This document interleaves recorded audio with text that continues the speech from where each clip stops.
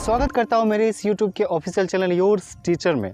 अगर आप चैनल पे पहली बार हैं तो फटाफट चैनल को सब्सक्राइब कर लीजिएगा, बेल आइकन प्रेस कर दीजिएगा, लाइक कमेंट शेयर ज़रूर कर दीजिएगा।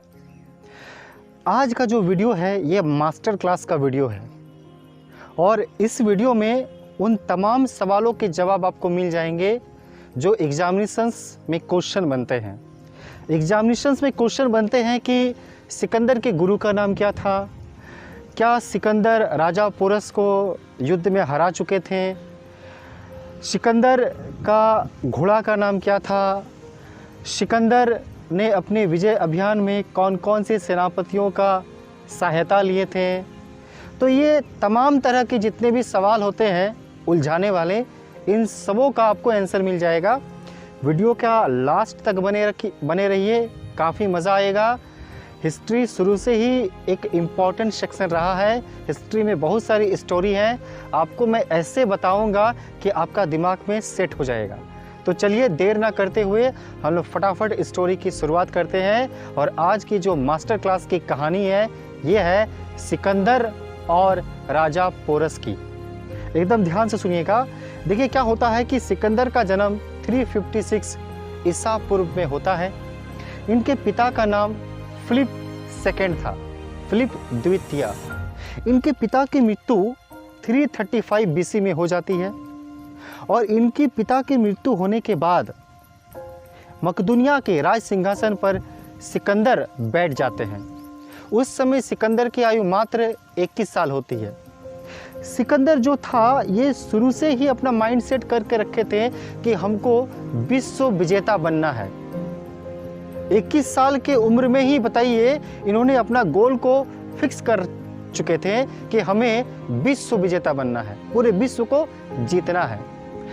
सिकंदर के गुरु का नाम अरस्तु था, अरस्तु के गुरु का नाम प्लूटो था और प्लूटो के गुरु का नाम सुकरात था। मैं आपको एकदम गहराई तक लेकर जाऊंगा। अब देखिए क्या होता है कि इतने बड़े बड़े गुरु के शिष्य होने के बावजूद भी सिकंदर इतना बड़ा क्रूर शासक कैसे बन जाता है। तो सुनिएगा, क्योंकि जिस समय इनके गुरु इनको दर्शन की शिक्षा देते थे उस समय सिकंदर तमाम बड़े राजा जैसे हरक्यूलस, साइरस के विजय अभियानों की, मतलब इनके विजय अभियानों में ये रुचि रखते थे। इनके विजय अभियानों को ये रीड करते थे, पढ़ते थे।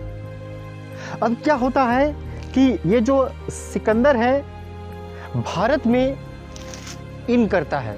कैसे? सिकंदर भारत में सीरिया, कहाँ? सीरिया और इराक के रास्ते से इन करते हैं, प्रवेश करते हैं।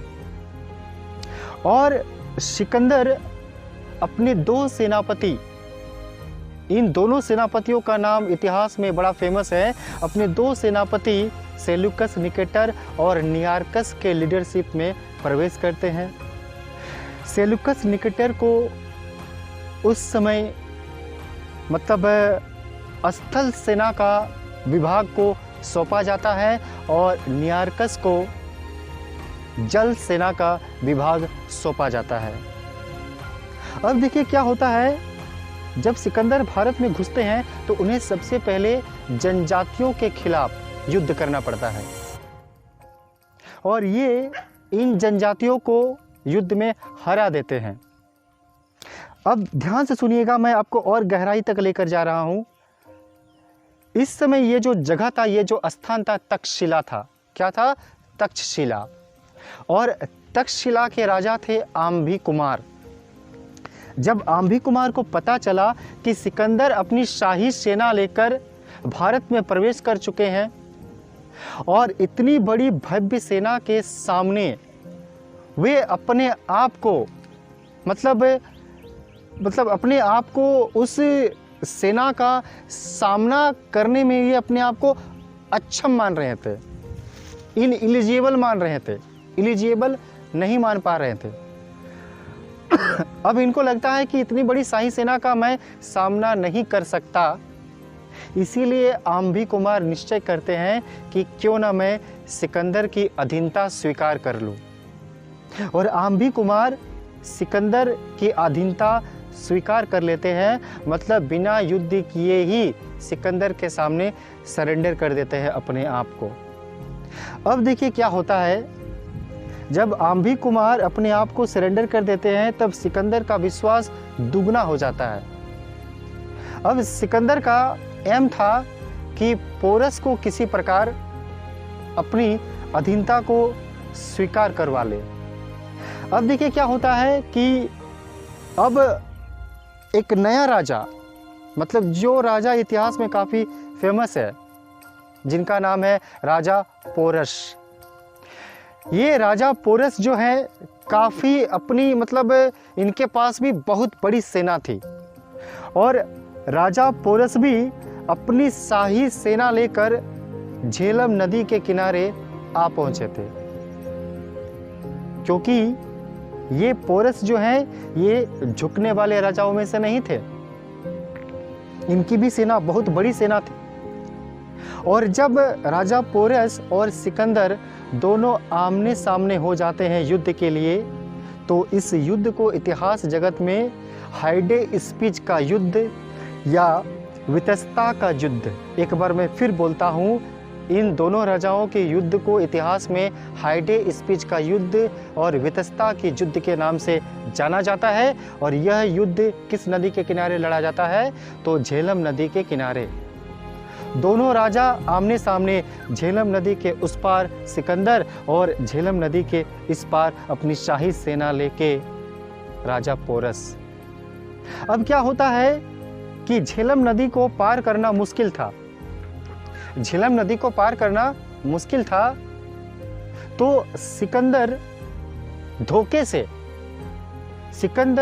से रात्रि की बेला में, माने रात के समय पर झेलम नदी को पार कर लेते हैं और धोखे से राजा पोरस के ऊपर हमला कर देते हैं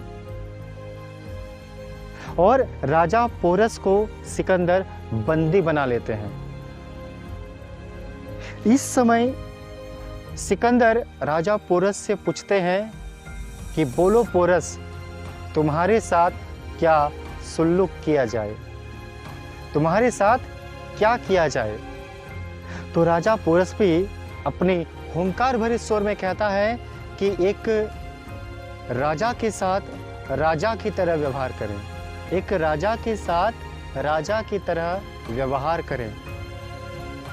यह जवाब सुनकर सिकंदर प्रसन्न हो जाता है, मतलब उनके दृढ़ निश्चय को देखकर सिकंदर प्रसन्न हो जाता है और राजा पोरस को मतलब रिहा कर देते हैं, छोड़ देते हैं। और इनके इस जवाब को सुनकर वे उस राज्य को राजा पोरस के हवाले कर देते हैं। तो ये स्टोरी हमारी कंप्लीट होती है। और देखिए, स्टोरी कंप्लीट होने के साथ ही आपको उन तमाम सवाल जो एग्जामिनेशन में बनते हैं, ये सब के सारे जवाब आपको मिल गए हैं। देखिए, एग्ज़ाम में क्वेश्चन क्या बनता है कि सिकंदर के गुरु का नाम क्या था, तो क्या हो गया, सिकंदर के गुरु का नाम अरस्तु के गुरु का नाम प्लूटो के गुरु का नाम सुकरात, सिकंदर के पिता का नाम फिलिप सेकंड, सिकंदर कहाँ का शासक था तो मकदूनिया का शासक था। ऐसे तमाम सवाल एग्जामिनेशंस में बनते हैं, तो आप ज़रूर इस स्टोरी को 2 बार 3 बार देखिए, ये आपके लिए एकदम पत्थर का मील साबित होगा।